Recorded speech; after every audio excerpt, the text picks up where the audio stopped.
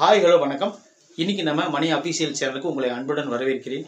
இன்றைக்கி பாலாஜி கேசவன் டைரக்ஷனில் அசோக் செல்வன், அவந்திகா, இன்னும் எம்எஸ் பாஸ்கர்னு சொல்லிட்டு நிறைய பேர் நடித்த படம் தான் எமக்கு தொழில் ரொமான்ஸ். இந்த படத்தினோட ஸ்டோரி பார்க்குறதுக்கு முன்னாடி நம்ம சேனல் நீங்கள் சப்ஸ்கிரைப் பண்ணி வச்சுக்கோங்க. அப்போ தான் நான் போடுற தரமான வீடியோ உங்களுக்கு கிடைக்கும்.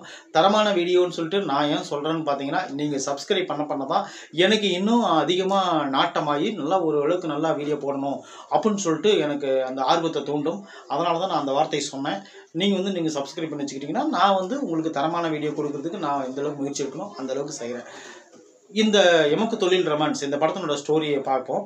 இந்த படத்தினோட ஸ்டோரி என்னென்னு பார்த்தீங்கன்னா, ஒரு அசிஸ்டன்ட் டைரக்டராக ஒர்க் பண்ணிட்டு இருக்கிற நம்ம அசோக் செல்வன் அவர் என்ன பண்ணுறாருன்னு பார்த்தீங்கன்னா, ஒரு மோசமான ஒரு படத்துக்கு அசிஸ்டன்ட் டைரக்டராக பண்ணுறாரு. அதுக்கப்புறம் அந்த படம் பயங்கர ஃப்ளாப் ஆகுது, சர்ச்சைக்கு உருவாகுது.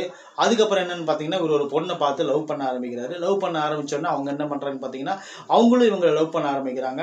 அதுக்கப்புறம் என்ன ஆகுதுன்னு பார்த்தீங்கன்னா, இவர் அசோக் செல்வன் அவரோட ஃப்ரெண்டுக்கு ஒரு பெரிய ஒரு ஹெல்ப் பண்ண போக அந்த ஹெல்ப்பே இவர் தலையில் ஒரு பெரிய இடி மாதிரி விழ ரெண்டு பேரும் லவ் பண்ணவங்க ரெண்டு பேரும் பிரிஞ்சு போக அதுக்கப்புறம் மீண்டும் ஒன்று சேர்ந்தாங்களா, அவங்கள சேர்த்து வைக்க என்னென்ன ட்ராஜடி ட்ராமா எடுத்தாங்க அப்படிங்கிறது தான் இந்த படத்தினோட மொத்த ஸ்டோரியே. இவ்வளோ தான்.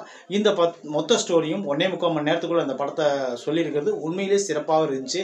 அந்தளவுக்கு கட்ஸாக எடுத்துக்கிறாங்க அந்த படத்தை. காமெடிக்கு மட்டுமே முக்கியத்துவம் கொடுத்து எடுக்கப்பட்ட படம் தான் எமக்கு தொழில் ரொமான்ஸ்.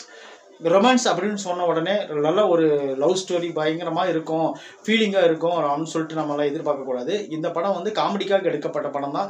அதுக்குண்டான வேலைகளை தான் இவங்க பண்ணியிருக்கிறாங்க. அதுக்கு ஜெயிச்சாங்களா இல்லையான்னு பார்த்தீங்கன்னா ஓரளவுக்கு நல்லா தேறி இந்த படம் ஒரு டைம் பார்த்து நம்ம என்ஜாய் பண்ணுற மாதிரி தான் இந்த படத்தை கொடுத்துக்கிறாங்க. ரொம்ப மோசம்னு சொல்ல முடியாது, ஆஹா ஓஹோ பிரமாதம்னு கொண்டாட முடியாது. ஒரு ஆவரேஜான படம், ஒரு டைம் பார்த்து என்ஜாய் பண்ணுறதுக்கு உண்டான எல்லா வேலைகளும் இவங்க பார்த்துருக்காங்கன்னு தான் நம்ம சொல்லணும். மியூசிக் நல்லா இருந்துச்சு உண்மையிலே.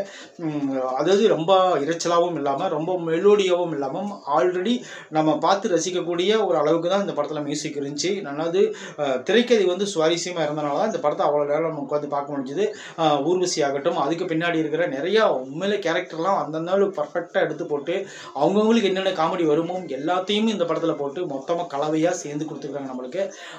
எமக்கு தொழில் ரொமான்ஸ் படம் உங்களுக்கு பார்த்து என்ஜாய் பண்ணுறதுக்கு, ஒரு டைம் பார்த்து என்ஜாய் பண்ணுறதுக்கு உங்களுக்கு வாய்ப்பு இருந்தால் கண்டிப்பாக நீங்கள் பாருங்கள். அந்தளவுக்கு ஒர்த்தான படம் தான் இது. இந்த படத்துக்கு 45 to 50 மார்க்குக்குள்ள கொடுக்கலாம். இந்த படத்தில் நடிச்ச எல்லாருமே பர்ஃபெக்டான ஒரு நீட்டான ஒரு பர்ஃபார்மன்ஸ் கொடுத்துக்கிறாங்க. வேற என்ன சொல்ல, நம்ம சேனல் நீங்கள் சப்ஸ்கிரைப் பண்ணி வச்சுக்கோங்க. அப்போ தான் நான் போடுற வீடியோ உங்களுக்கு கிடைக்கும். தேங்க்யூ.